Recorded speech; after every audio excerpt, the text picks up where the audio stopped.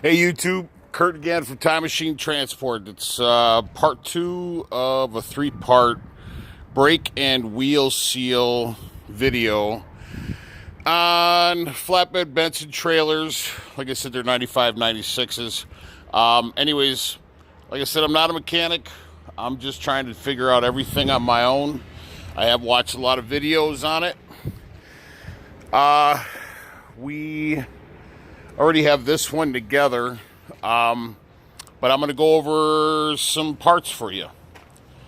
Excuse my mess. It is a wreck over here. All right, we have. I'm going to try to do this with doing one hand. So here's our nasty wheel seal, or our hub. The back wheel seal. They said on the YouTube video that you needed a special tool, but I found that this bar works pretty good. Let me see if I can grab my glove. This bar is pretty nasty. Yeah, I can do it with just left hand instead. So what you do is this wheel seal here is flat to the hub. So I already started working on it because I'm going to try to do it one hand and show you how I did it. I just took the curved end of the bar, popped it in the wheel seal, and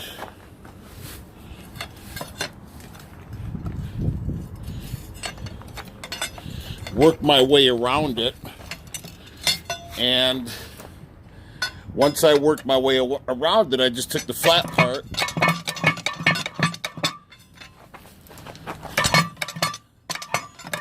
said I'm trying to do this one-handed. The other ones went faster than this.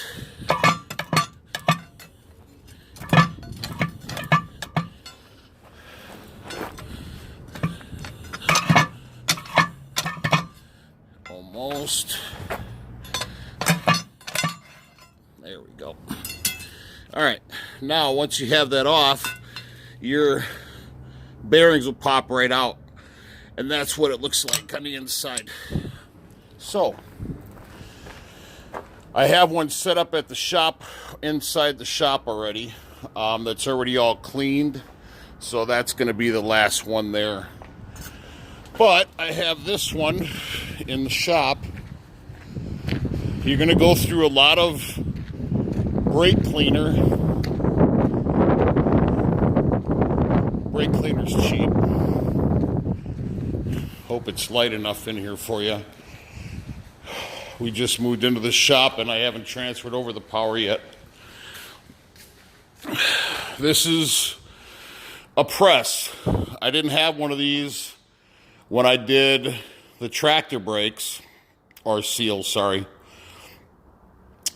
But our Snap-on rep sold us a kit of these. They're, I don't know what the proper name for it is, but it's some sort of seal press tool or something. But this unit here from Harbor Freight was like 180 bucks, which isn't too bad. I think I showed this unit when I did our power divider in a truck. So cleaned everything out with brake cleaner. Now this one here, this hub is a little different than the other ones. It's got these little ridges on it, and I think that's for the ABS sensor. I think, but I'm not sure. But the other ones are smooth here. But as you can see, it's all cleaned out. Our bearings are all good. I cleaned them with brake cleaner. And first things you want to do is pop your bearings back in there. And then you could take whatever, I mean, I just use a regular WD-40 just to kind of give it some lube.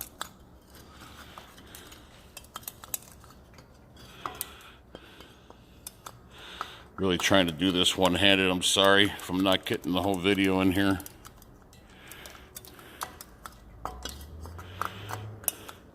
And then I'll pop, shit, how am I going to do that?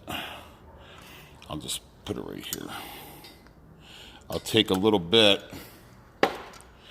And I'll stick my finger in it and I'll go around the inside of it. And this helps the seal going a little easier. Then we take our wheel sill and make sure that you have the rubber side facing up. This is a rubber as well, the green, but make sure that your green is facing down. And I hope I have this centered up. Probably don't. Then you take your plate and you pop it on there, like so. It doesn't really look like it's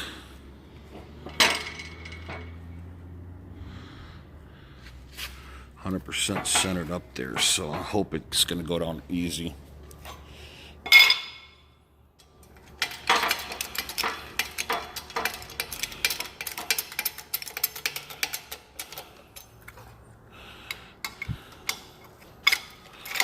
I really should invest in a tripod. I'm sorry, guys. And as you can see, it's not going down 100% even. So, and that would be important that it does get down in there.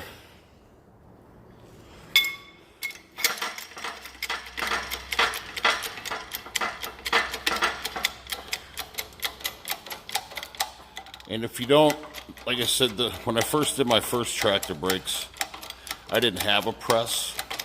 It's not I wouldn't say it's a deal breaker, but if you have a shop, a good investment will be having one of these presses for the obvious.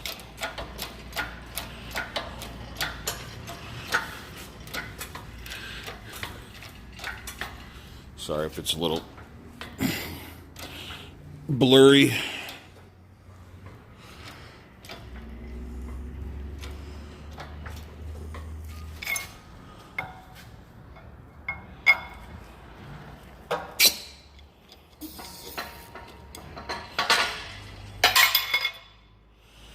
And I think it's pretty flush.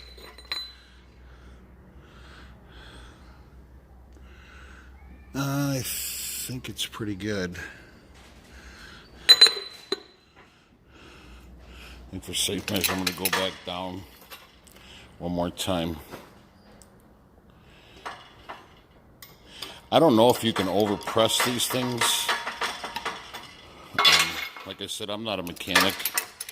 I don't pretend to know everything. But doing stuff like this does intrigue me. Looks like one side might be a little higher than the other.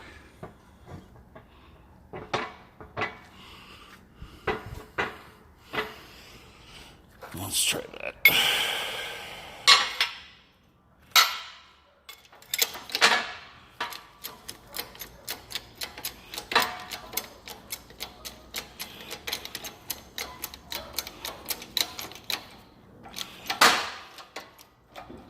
Oh shit, my damn hub fell off the thing.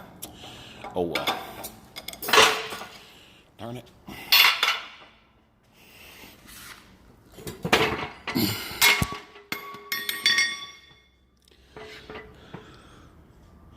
It's always nice to get hit in the head with a bar.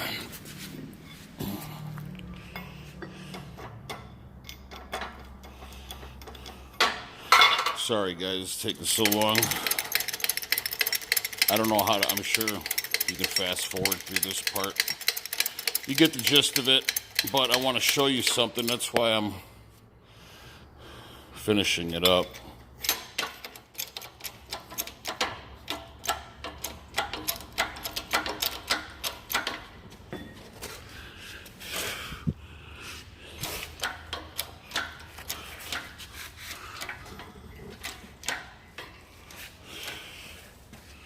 Damn it, looks like it's freaking going up on this one side.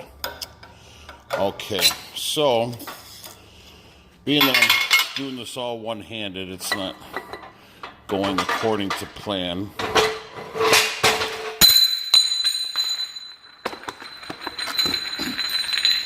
But I do have another thing I recommend is taking this. This was how we did it back in the day before the press with this kit that we had. Man, nothing is going right here. What's going on?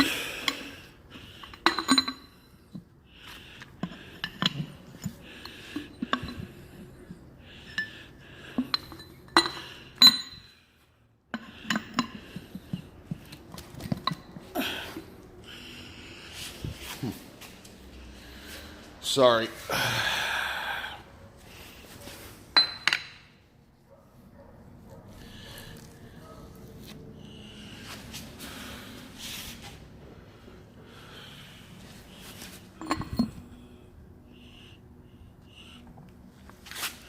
Cover your ears, guys.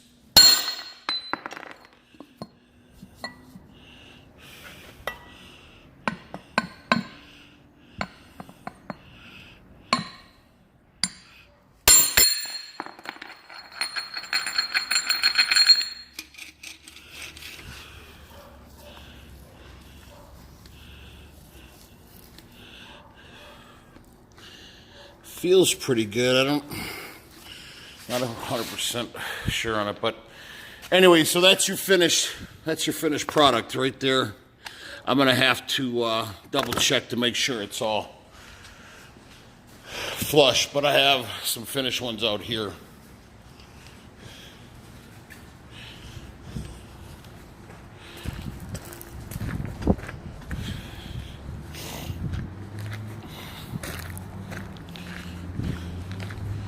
Again, don't mind my mess. I got rust inhibitor out here. I'm not a fan of rust, so anytime I do work, I like to cover up any kind of rust. But anyways, this is your finished product right here. And then once you get that done, this right here, this lip, this is that your hubcap's going to go on one of these.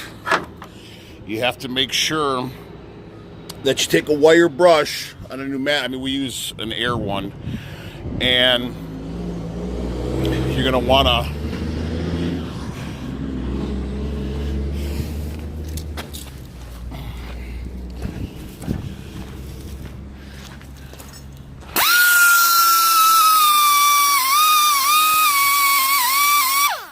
clean that whole surface all the way around.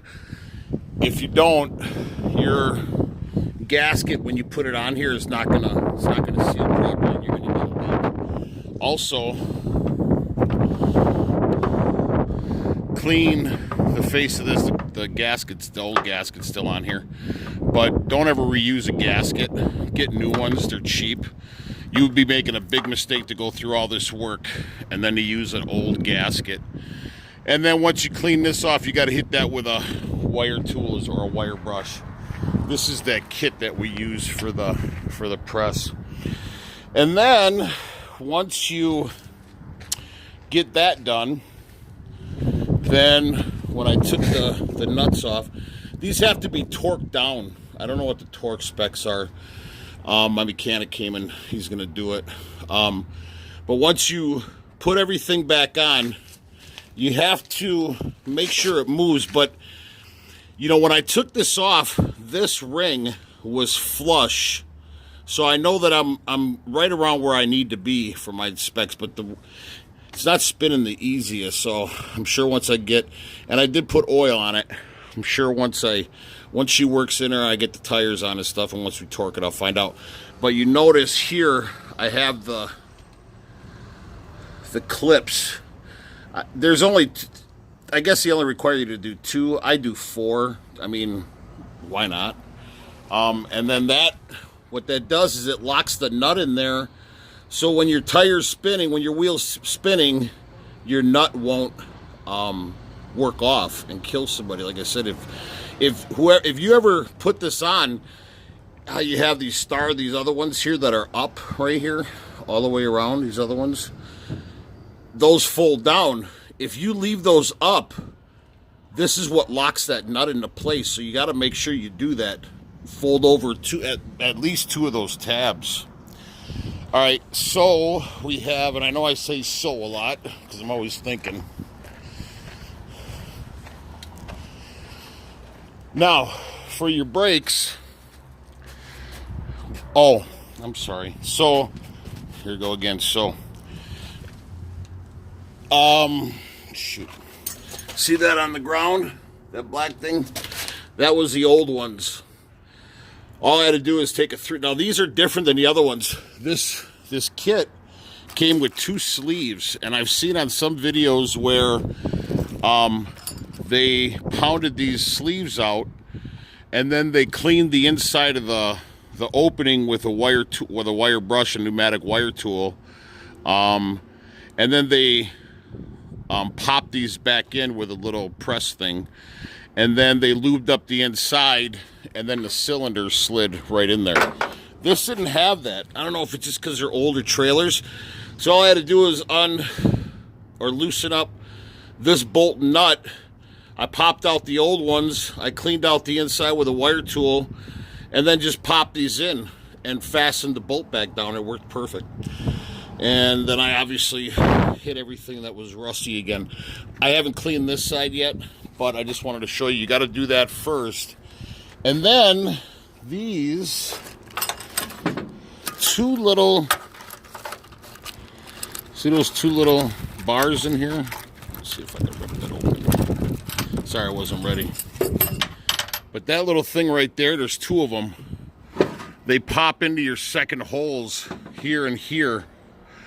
And you know this side only has 1 hole, and this one has the 2, so it's going to be on the second hole. And I have one set up for you already. And then you're going to have 2 of these little things. These come in a little package, and all you do is you just pop it on here, and that's what it looks like right there.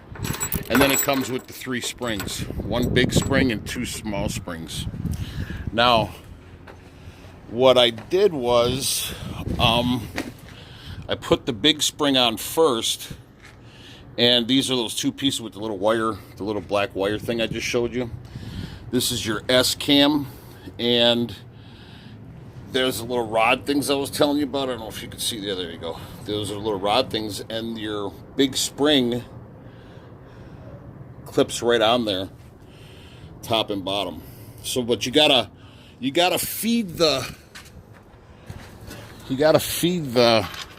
little wire thing up into the hole.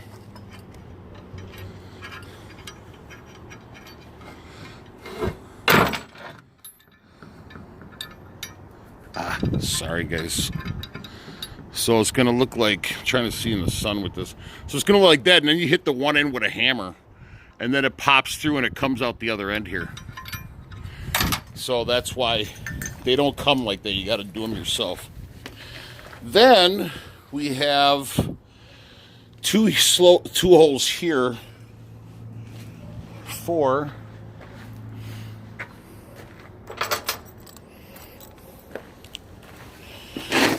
these other 2 springs. So what you do is you got to hook. First off, this is what I want to do. So I had to take this tool. It's a 12-point tool for your S-cam. Mine's up here. On some of the videos, they were back here. So once you do that, when I ratchet this, you'll see the S-cam move.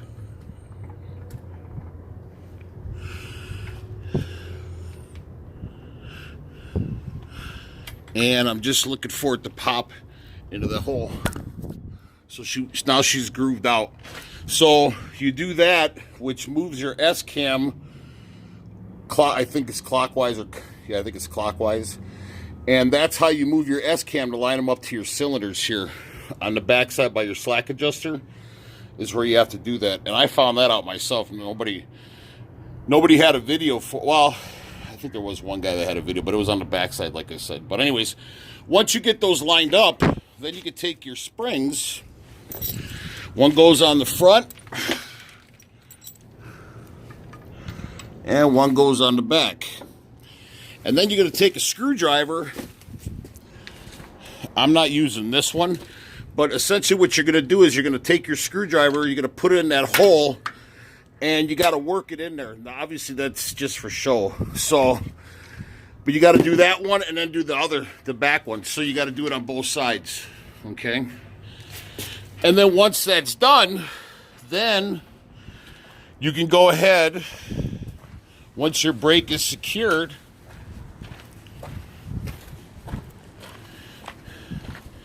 that's what it's going to look like that. And then you're going to pick up your hub. And you can slide it on there. So I can't hold the phone and do it at the same time. But once you push that back in there, it seats. And then you take your